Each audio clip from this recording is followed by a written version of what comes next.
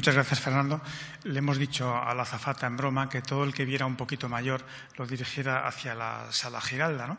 Yo conocí a Fernando y a Enrique en 1990. Yo era R2 en el Hospital Clínico San Carlos, o sea que ya han pasado algunos años.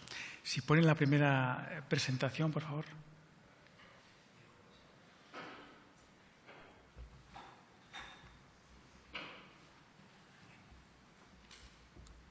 Bien. Agradecer a Fernando Carballo probablemente la invitación a ser la persona que haga esta primera ponencia es porque él me invitó a este curso de gestión patrocinado por SINmédica, y tengo que decir que una de las cosas que más me impresionó cuando Fernando cogió la presidencia de nuestra sociedad es este libro que esta vez nos ha vuelto a dar, Tras la excelencia, ¿no? Y que creo que marca un poco los objetivos que tenemos que hacer. O sea, queremos la excelencia. Esta es la charla que yo voy a dar, la visión de los líderes de la unidad. Y hemos escuchado muchas veces la definición de eficiencia, consecución del mejor nivel de salud posible con el mínimo coste, ¿no? Nosotros, como hemos empezado con los procesos endoscópicos, pues sería el máximo de beneficio en salud para el paciente con el mínimo coste endoscópico. Esto salió el otro día en Diario Médico, el día miércoles 10. Entonces, globalmente no estamos mal. Es decir, que el Sistema Nacional de Salud, en las encuestas que se hacen, el CIS, es de las instituciones mejor consideradas por toda la sociedad española. No estamos mal, estamos en el tercer país más eficiente en sanidad. Pero somos conscientes, y en estos últimos años de crisis, que hay que hacer sostenible el Sistema Nacional de Salud. Y cualquiera de vosotros pues, podría perfectamente enumerar infinidad de causas y infinidad de asuntos en los que uno a veces dice, bueno, esto no es sostenible, ¿no? Nosotros lo vemos especialmente con todos los residentes de las naciones latinoamericanas que tenemos. Cuando llegan, yo recuerdo una residente hondureña que ya acabó y que volvió a Honduras. Cuando llega a urgencias y ve que se pide un TAC por cualquier dolor, por cualquier cefalea, nos decía hace unos años, esto no es sostenible. No, esto no te preocupes, esto se dice mucho. Pero llega un momento en que el sistema realmente hace crack, no es sostenible, ¿no? Hay una serie de conceptos que los hemos visto muchísimas veces, que no son sinónimos ni mucho menos, pero que realmente juegan en el mismo equipo, ¿no? Eficiencia, calidad, excelencia, sostenibilidad, ¿no? Entonces, pues, por ejemplo, ¿qué es la calidad asistencial? Prestar en forma idónea la atención sanitaria de que se es capaz. Y yo lo que quiero subrayar es que la forma idónea es la eficiente, el máximo de salud al mínimo de coste, dirigido en estos primeros momentos a la endoscopia digestiva. Uno de los elementos de la calidad asistencial, también infinidad de conceptos, a veces abstractos, que hemos leído muchas veces, que es la eficiencia, el máximo al mínimo de coste, ¿no? El enemigo principal de la calidad es la variabilidad. Nosotros somos 7 en Cuenca y cada uno es distinto. Los servicios grandes, de hospitales grandes, que sois 40, pues cada uno es distinto. Es decir, hay 45 criterios distintos. Y aquí viene la labor del liderazgo, conseguir una homogeneidad eficiente, ¿no? Basada en la evidencia, basada en los conocimientos científicos, pero a veces es muy difícil. Y además, una de las notas de la eficiencia es que hay que simplificar. Es decir, nosotros nos dedicamos a diversos aspectos, bien fundamentalmente endoscopia, bien hígado, bien y cada día. Entonces, para no citar ninguna de estas subespecialidades nuestras, voy a decir lo que dicen los internistas de mi hospital, de los cardiólogos, por ejemplo. Los cardiólogos cada 2 meses sacan una clasificación nueva de la cardiopatía isquémica. Y los internistas dicen, esto lo hacen para darse importancia, ¿no? Y para separarse más de nosotros. Tenemos que simplificar para evitar la variabilidad.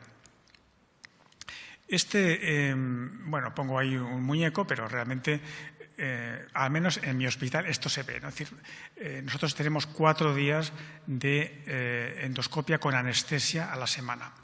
Y un 30% de las endoscopias, altas o bajas, son enfermos de menos de 25 años con problemas funcionales, dispépticos, colon-irritables, y esto que aparece ahí no es una cosa extraña. Es decir, se empieza por la gastroscopia, se sigue por la colonoscopia, se hace una econdoscopia y sabemos que esto produce en el enfermo unos efectos de salud muy momentáneos. Es decir, a los 3 meses el enfermo, o sea, alguien con 17 años, hasta los 90 que puede vivir, pues se ha hecho 150 gastroscopias, ¿no? Es decir, y sabemos que esto no es eficiente.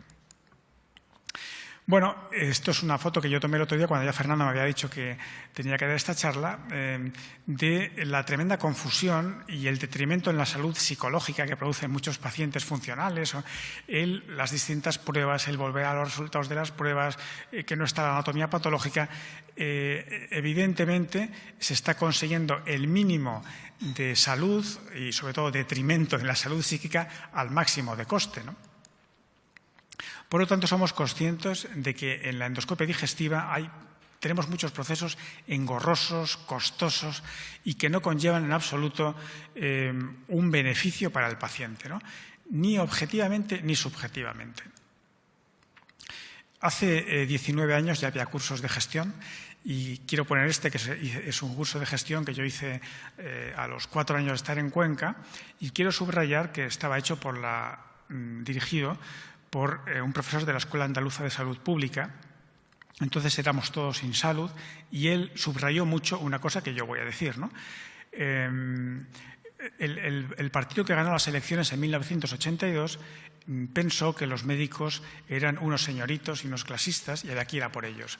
Y la sanidad empezó a hundirse. Y decía el profesor, nos dimos cuenta de eso porque el médico es el eje del sistema sanitario. ¿Quién pide un TAC? ¿Quién dice que alguien se marcha de alta, no se marcha de alta? ¿Quién pide una endoscopia? Es el médico. Es decir, que el eje del sistema sanitario es el médico. Por lo tanto, hay que buscar procesos y estudios eficientes. He puesto que a mí, que me dedico mucho a la CPR, me gustó muchísimo y que animaría al Hospital de Santiago a profundizar, ¿no? Se hacen infinidad de econdoscopias, se hacen infinidad de resonancias y aparecen la econdoscopia. Yo no soy un experto, pero me parece que ve hasta los hematíes pasar, ¿no?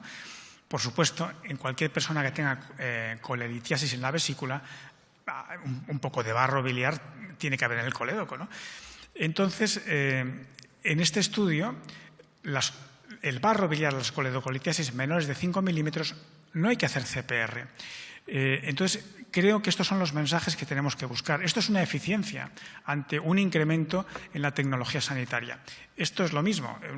Esta mañana he comentado que los cirujanos prácticamente cada vez operan menos porque todos los pacientes son mayores, tienen mucha... Y entonces un enfermo con colecistitis le piden una colangioresonancia, ven ahí una minúscula piedrecita y dicen una CPR, ¿no? Si tú te lo cargas, pues ya se me acaba el problema. Por lo tanto, hay que buscar mensajes eficientes para dar sostenibilidad al Servicio Nacional de Salud. No digamos ya, este es un artículo aparecido el mes pasado del Hospital de Terrassa, donde vuelve a insistir una vez más que el 25% de las colonoscopias no tienen una indicación apropiada. Un 25% en un hospital grande son muchísimas horas, muchísimo tiempo, y ahí tenemos que mejorar. El liderazgo es fundamental en esto. ¿Por qué es fundamental? Porque ¿cuáles son los sistemas regulatorios que tenemos en nuestro Sistema Nacional de Salud? Bueno, todos vemos en las películas de Estados Unidos en que si una enfermera hace algo mal, pues el médico le dice estás despedida, ¿no? Y se acabó, ¿no? Pero nosotros todos son estatutarios, quiere decir que entonces ahí no se puede despedir a nadie, todos son estatutarios, como decía un administrativo que teníamos nosotros, murcianos, aquí todo el mundo tiene muchas leyes, ¿no? O sea, todo el mundo va con leyes, pero el sistema no es eficiente, ¿no? Por lo tanto, el liderazgo del jefe o de las personas que son responsables de las distintas unidades es fundamental para animar a las personas, a nuestros compañeros, a trabajar eficientemente. Bueno, de liderazgo hay infinidad de libros, infinidad, y el liderazgo es una cosa, pues en parte es natural, pero también, como todo, como bien han dicho los americanos desde hace mucho tiempo, son habilidades, son skills que uno puede aprender, ¿no? Lo que decíamos antes, ¿no? Es posible, porque siempre cuando se habla de estos temas uno dice, bueno, pues es que yo tengo eso, todo el mundo me viene impuesto, yo no puedo ni elegir siquiera mi enfermería. Y como se ha dicho en varias charlas, es que llega el verano y a mí me mandan la volante, que no sabe nada de CPR, ni de disección, ni de nada. ¿Es posible, dentro de estas limitaciones estructurales que nos impone el Sistema Nacional de Salud? Bueno, yo creo que es posible. No voy a traducir podemos porque ahora tiene muchas implicaciones. Se puede. Se puede y hay que estar convencidos. Podemos dar eficiencia al Sistema Nacional de Salud. Es lo que decía antes, nosotros somos 7 en Cuenca y los 7 somos distintos, donde sois 35. Y esto el jefe, el líder, tiene que saberlo. Entonces tiene que utilizar habilidades distintas de esta que conocemos tan sencillas de las películas de Estados Unidos. Estar despedido. No, ahí no puedes despedir a nadie, ni a la enfermera, ni al auxiliar, ni a tu compañero. Tienes que buscar habilidades, tienes que buscar maneras de convencer a la gente y de dirigirles hacia la eficiencia. 3 ejemplos y acabo. Ya en 1991, cuando yo acabé la residencia, estaba clarísimo esto. Las úlceras vulvares no necesitan seguimiento endoscópico. Nosotros recibimos, a veces de internistas, a veces de médicos de atención primaria, biopsiar las úlceras vulvares o hacer un control endoscópico de una úlcera vulvar. ¿Esto es una barbaridad? Bueno, esta es la realidad. No sé qué ocurre en vuestros centros, pero esto es una realidad. Entonces, o sea, no tenemos que perder en cuenta que lo que ya sabíamos en 1991 se puede olvidar, porque 1991 está muy lejos, ¿no? Y me parece que la primera fase de este proceso de buscar procesos eficientes en endoscopia digestiva se va a dirigir hacia la endoscopia digestiva alta, y yo simplemente quería proponer estos ejemplos, ¿no? El esófago de Barrett corto, la esofagitis. Si esta chica que antes veníamos en un dibujo tiene alguien la diagnostica de esófago de Barrett corto, le pones a San Benito, se acabó. O sea, con 17 años va a tener hasta los 90 años una endoscopia cada año, hasta que alguien diga, oye, no hace falta. Bueno, y si ocurre algo, ¿la culpa la tienes tú? Pues el líder tiene que decir, bueno, la tengo yo, pero estoy basado en la evidencia de que esto no hace falta. Y también una emoción que ha entrado, al menos en mi hospital. Yo recuerdo el gran Cotton que decía, los cambios de color en la gastroscopia no hay que referirlos. Bueno, ahora todo el mundo tiene gastritis crónica atrófica, todo el mundo toma biopsias y el patólogo dice, si me envían una biopsia será porque sospechan algo. Lo mismo, gastritis crónica atrófica, de hematología, controles anuales. Por lo tanto, creo que esto nos puede conducir a trabajar hacia la sencillez eficiente. Muchas gracias.